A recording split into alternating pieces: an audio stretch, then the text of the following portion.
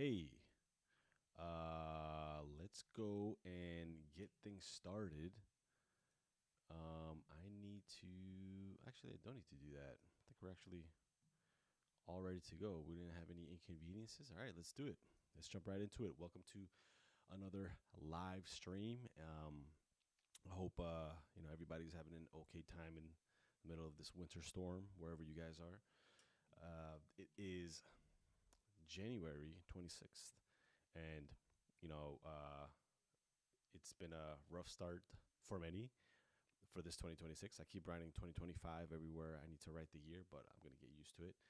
And today we're going to kick off with something pretty close to my heart, which I already explained to you guys how I'm going to start doing the lives on Monday, Wednesdays, and Fridays. Fridays being the cinematic breakdowns. Wednesdays, I'll go a little bit more practical. But on Mondays, I like to throw a little bit of opinion based things and kind of give you my take on exactly how I'm approaching editing now that, I would say beginners, intermediates, even experts could kind of really uh, kind of see where it's going and the way where editing is with all this AI and all these new things that are coming up and I'm just gonna take Mondays to kind of give you my take on specific things. So it's not just like we whatever. It's more of like my take on, and it's still gonna be not as practical as I'm gonna go on Wednesdays, but still giving you specific things that I'm gonna be talking about that you can still take and use into your post production wherever it is that you're doing that, right? So, and again, thank you for everybody showing me love. I appreciate it. People supporting, all the haters, everybody. It just gives me a little bit more, oomph, right? So today's episode is called "Why Premiere Feels Harder Than It Used to, and How to Make It Easier." So if you've ever opened Premiere and you thought, why does this feel harder than what it used to be? And if you've been using Premiere for longer than 2 years, you know exactly what I'm talking about. So you're not crazy. Premiere didn't get worse. Your workflow got buried under too many options. So as you know, it is subscription based, and you can have your opinion on that or not. They have to keep on adding new things every year because why else are you going to keep paying subscription on it? And also they want to make things better for the editor, for the experience, for the user, better experience for the user. So today I'm going to show you why Premiere Pro feels overwhelming and how to make it feel simple again.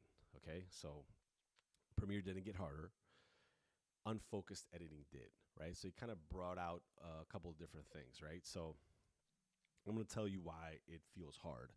So Premiere adds features every day. I'm sorry, not every day, every year. Most editors never remove anything, right? Me, myself, I'm included into this list. There's more panels, and more panels equal more decisions, and more decisions equal more fatigue. Okay, so most people don't struggle with Premiere. They struggle with decision overload, kind of like going into the supermarket. Back in the day, they used to have 10, 12 items. Now they have over 1,000, probably more than that. So it's like analysis paralysis by analysis, like too many options. You get frozen by that. It's like the Netflix effect. Like you go into these streaming services and you try to pick out a movie, but there's so many choices that you just spend an hour just going through the choices. And by the end of it, you've already spent looking through movies what you would have spent if you had chosen a movie right from the beginning, right? So, you don't need every panel open, you don't need every tool visible, and you don't need every shortcut memorized. Complexity isn't power. Having clarity is what gives you the power. So, you add all these things, and then, as an editor, we don't take away anything. We just, the things that we used 2 years ago, we're still using it. Now the new features we're building on top of that, and then we're building on top of that. So like things just becoming too much. So I'm going to show you how to, or why to simplify your workspace. So I'm going to show you right now. This is what I usually use on a one monitor setup. And just for the sake of this, of me showing you guys, what I usually do is you can see this program monitor, also the source monitor. I usually have this on a separate monitor so I could, it's a little bit more color based and I could use that one. And, but for right now, I'm going to put this one right in the middle. And this is usually what it looks like, right? So if I go to Window, Workspaces, and let's say I just have the default editing uh, window, actually, so it looks pretty uh, not bad or similar to what I use. So let's go to, let's do production. Let's do essentials. And surprisingly enough, my timeline still stays the same. All right, let's go to all panels. There we go. Hey, there it is. All right.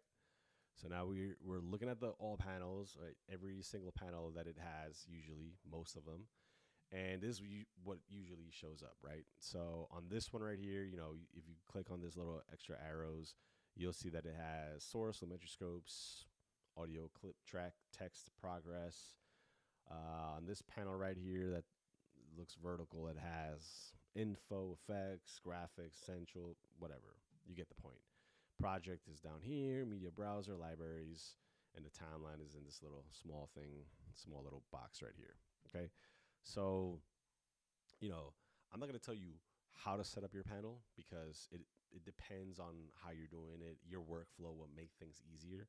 So I'm not going to tell you exactly how to do it. I'm just going to show you how I do it, right?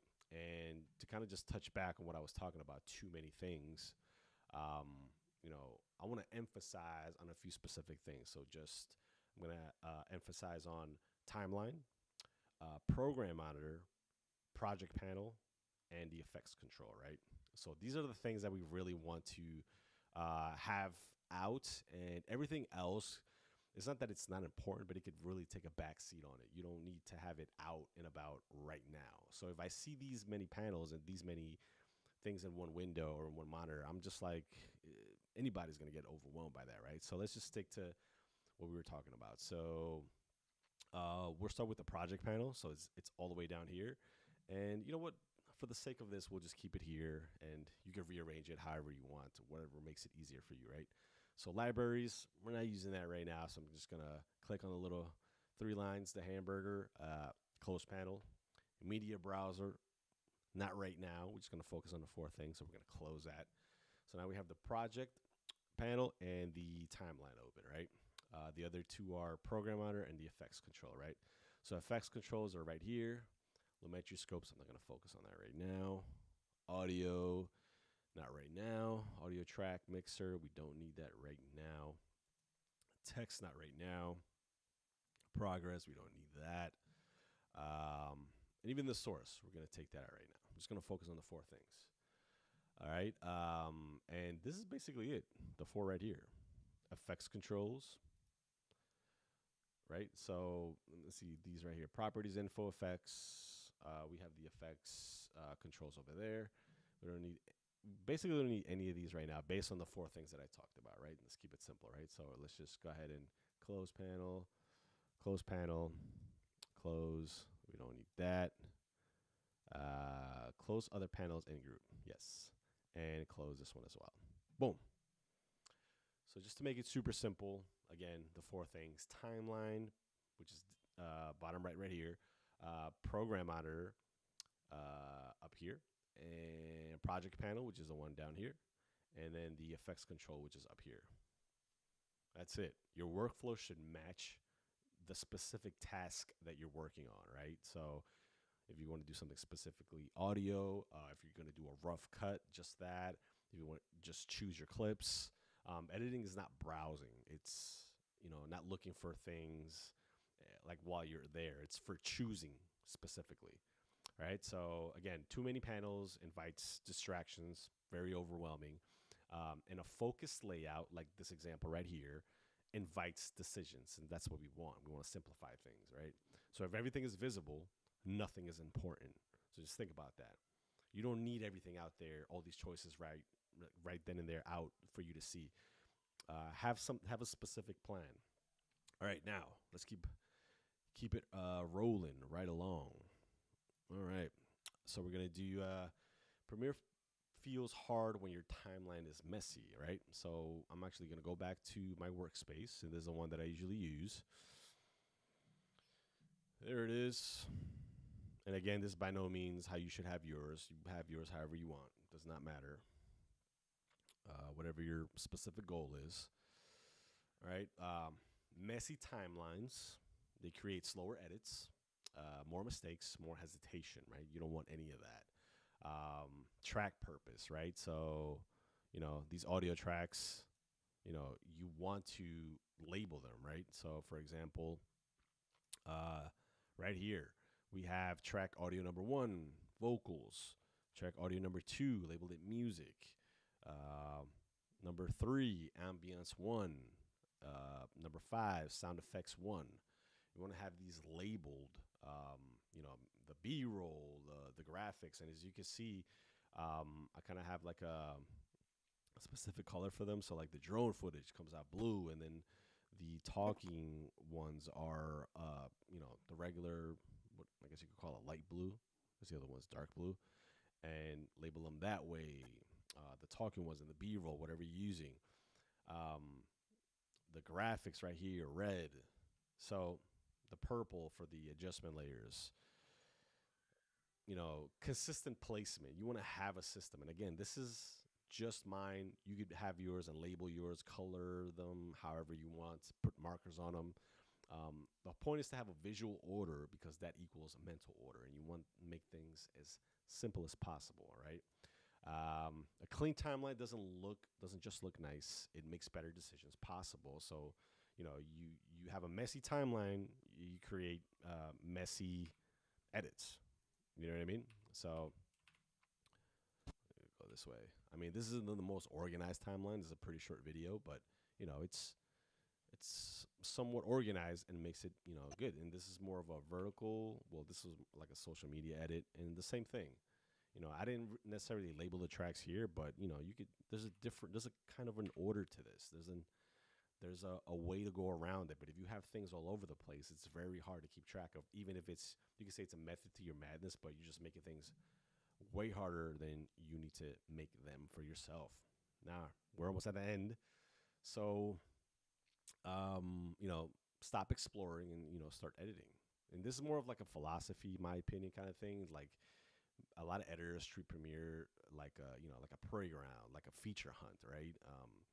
Instead, you should, professional editors don't explore while they're editing, while they're already in the program. They decide. They already have an idea what they're going to go and do.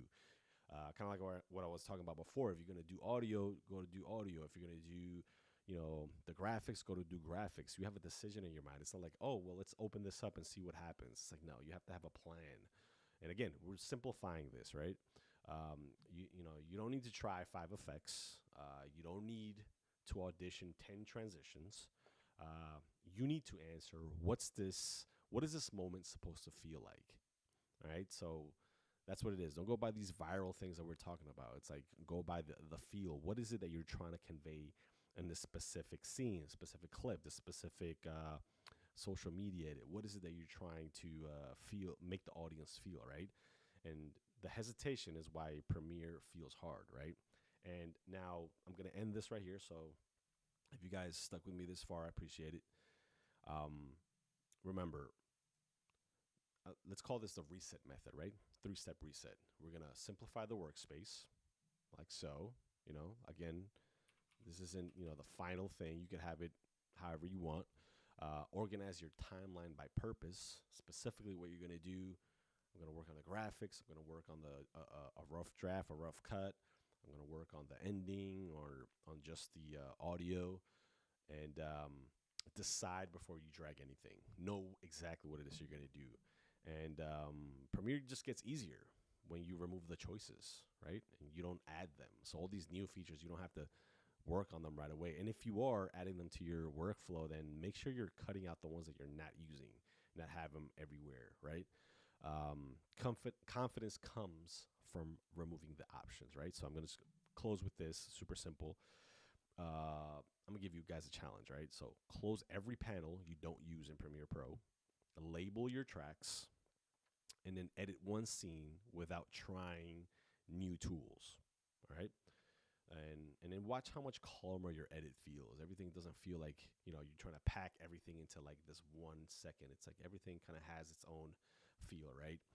All right, so I'm going to end with this. Wednesday, I'm going to show you why your export doesn't match what you see in Premiere and how to fix it, more importantly. And I'm just going to end this stream with this. Premiere isn't hard. Indecision is. All right.